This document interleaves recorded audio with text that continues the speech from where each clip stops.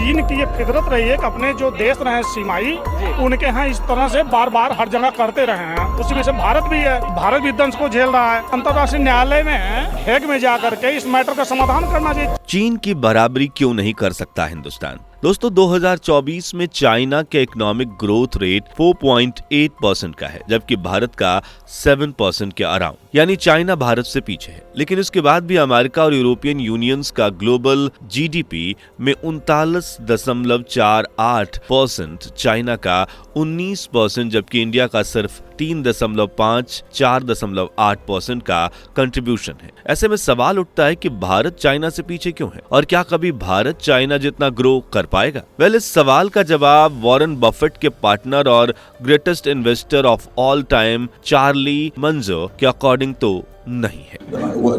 Indian civilization mired down, caste system, overpopulation, assimilating the worst stupidities of the democratic system, which by the way Lee Kuan Yew avoided. It's hard to get anything done in India, and the bribes are just awful. लेकिन क्यों? आखिर क्या वजह है जो Bharat China जितनी grow नहीं कर सकता? चार्ली मंगो ने ऐसे कौन से रीजंस बताए हैं जो हमेशा भारत को चाइना से पीछे रखेंगे? भारत और चाइना के कंपैरिजन पर क्या कहते हैं सिंगापुर के फर्स्ट प्राइम मिनिस्टर? और कौन कौन से कारण हैं जिनके चलते भारत चाइना की बराबरी नहीं कर सकता? आखिर क्यों भारत जीडीपी, ग्लोबली कंट्रीब्यूशन और हर मामले में चाइना से पीछे है? क्या है चाइना की सक्सेस और भारत की नाकामयाबी के कारण? क्या सच में भारत चाइना से आगे निकल सकता है? जानने के लिए वीडियो के आखिर तक बने रहें। दोस्तों, चाइना आज $18.5 ट्रिलियन नॉमिनल जीडीपी के साथ सेकंड लार्जेस्ट इकोनॉमी, जबकि इंडिया $3.95 ट्रिलियन के साथ 5वें पायदान पर है। बेशक चाइना भारत से सिर्फ 3 नंबर ही आगे है, लेकिन रेशियो में ये अंतर 6 गुना से भी ज्यादा है। जबकि भारत और चाइना की आबादी ऑलमोस्ट सेम है। भारत 145 करोड़ जबकि चाइना 141 करोड़। दोनों ही देशों को आजादी भी ऑलमोस्ट सेम टाइम पर ही मिली थी। भारत 15 अगस्त 1947 जबकि चाइना हमसे भी 2 साल बाद 1 अक्टूबर 1949 को। इसके बाद भी चाइना दुनिया की लगभग 25% चीजों का मैन्युफैक्चरर रहा है। दुनिया के 80% एयर कंडीशनर, 70% मोबाइल फोन, 60% जूते, 74% solar cell, 60% cement, 45% chips, 50% steel और 50% एप्पल्स का निर्माण भी चाइना अकेले ही कर रहा है। आज चाइना में एप्पल, फॉक्सकॉन, फॉर्च्यून जैसी 174 एमएनसी यानी कि मल्टीनेशनल कंपनीज हैं, जो मोबाइल फोन से लेकर टीवी, कूलर, फ्रिज, एसी, कपड़ा, जूता, लगभग हर वो चीज बना रही है जिनकी दुनिया को जरूरत है।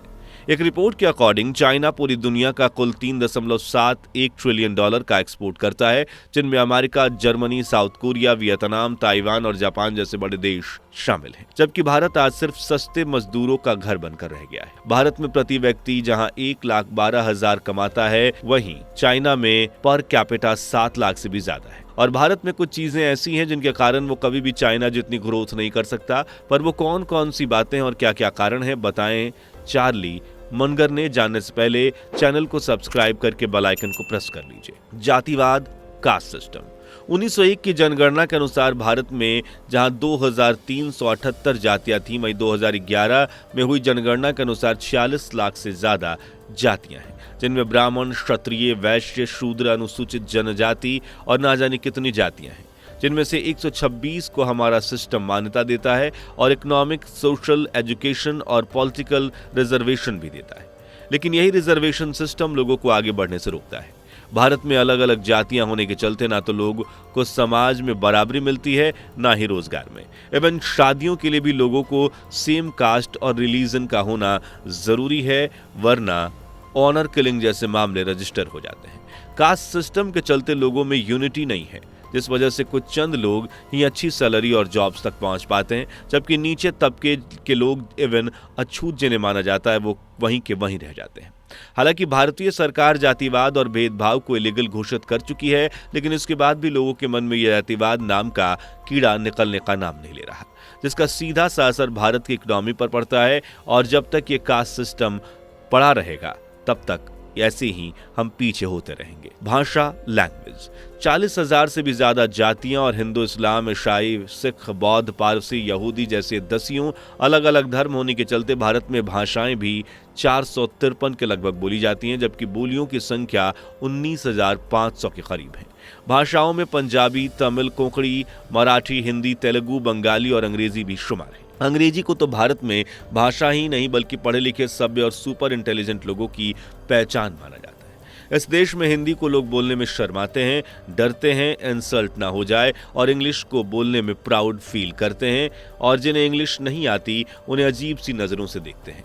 शायद यही 1959 से 1990 तक सिंगापुर के पहले प्राइम मिनिस्टर रहे ली कॉर्न वेव ने कहा था, India is the nation of unfulfilled greatness, its potential has been followed under use. भाषा का ये बैरियर न सिर्फ देश भर के लोगों को एक दूसरे से दूर कर रहा है बल्कि रोजगार के मामले में बेजुदा कर रहा है, और ये बैरियर सीधा सीधा हमारे इकोनॉमिक ग्रोथ को इम्पैक्ट कर रहा है, क्योंकि यहाँ भाषा और अलग अलग राज्यों के हिसाब से सोचा जाता है, ना कि एक देश के हिसाब से।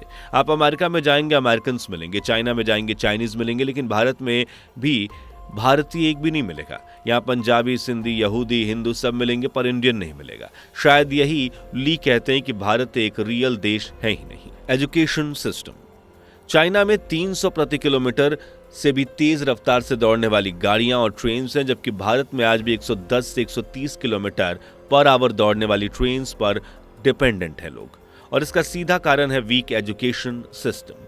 चाइना की जहां 99% आबादी वेल एजुकेटेड है, वहीं भारत में महज 70 से 80% ही लोग एजुकेटेड हैं, और उन्हें भी इनोवेटिव होने की जगह किताबी कीड़ा बनाया गया है। भारत की इनोवेशन, रिसर्च एंड डेवलपमेंट पर सिर्फ 0.64% का इन्वेस्टमेंट किया जाता है, जबकि चाइना में 3.47%, जबकि एजुकेशन में चाइना का कंट्रीब्यूशन 4% से भी ज्यादा है। वहीं भारत में सिर्फ 3% कंट्रीब्यूशन किया जाता है। बेशक भारत में नए नए स्कूल्स, कॉलेजेस, यूनिवर्सिटीज बन रहे हैं, लेकिन पढ़ाई और एजुकेशन सिस्टम अब भी वही पुराना है, जिस वजह से हमारे पास इनोवेटिव स्किल्ड वर्कफोर्स ही नहीं है जो इंडस्ट्री की ज़रूरतों को पूरा कर सके। रही बीच की कसर भ्रष्ट नेता पूरी कर देते हैं, जो एजुकेशन से ज़्यादा तिजोरी में इन्वेस्ट करना पसंद करते हैं, और यही चलता रहा तो आप भी समझ सकते हैं कि चाइना की बराबरी तो दूर, वहाँ तक पहुँचना भी हमारे लिए इम्पॉसिबल हो जाएगा। Human capital and gender equality, साल 1953 में भारत और चाइना की इकोनॉमी लगभग सेम थी, दोनों ही प्रोडक्टिविटी सेम रेंज पर कर रहे थे, लेकिन 1980 में चाइना की प्रोडक्टिविटी 50% तक बढ़ गई, जबकि मौजूदा समय में चाइना की प्रोडक्टिविटी के मामले में भारत से दुगुनी क्षमता रखता है, जिसमें महिलाओं की भागीदारी भी बराबर है। साल 1990 से अब तक चाइना की इकोनॉमिक ग्रोथ में महिलाओं का कंट्रीब्यूशन 80% बढ़ा है, जबकि भारत में 32% तक नीचे आ गिरा है।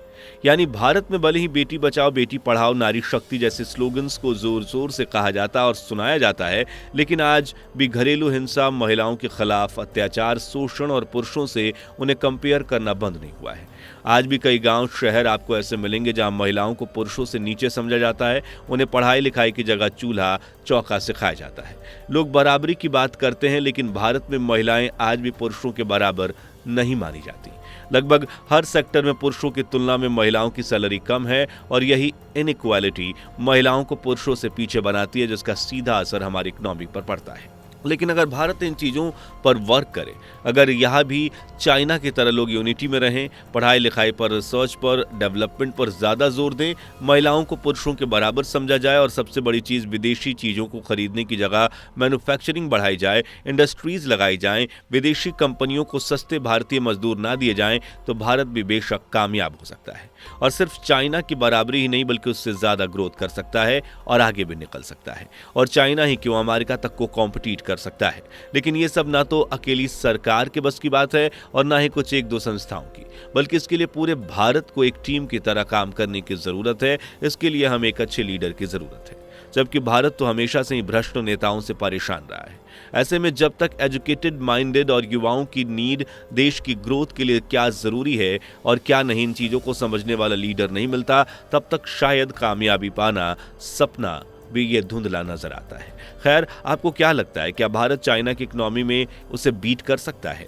अगर हम चाइना प्रोडक्ट को परचेज करना बंद करें, तो क्या ये पॉसिबल होगा? अपनी राय हमें कमेंट में जरूर बताएं। वीडियो पसंद आई हो तो लाइक शेयर करके चैनल को सब्सक्राइब जरूर कर लें, और हाँ, बेल आइकन को प्रेस ना किया हो तो फौरन कर लें। दोस्तों, आपको स्क्रीन पर 2 और वीडियोस दिखाई दे रही हैं, जिसे देखने के लिए स्क्रीन पर क्लिक करें।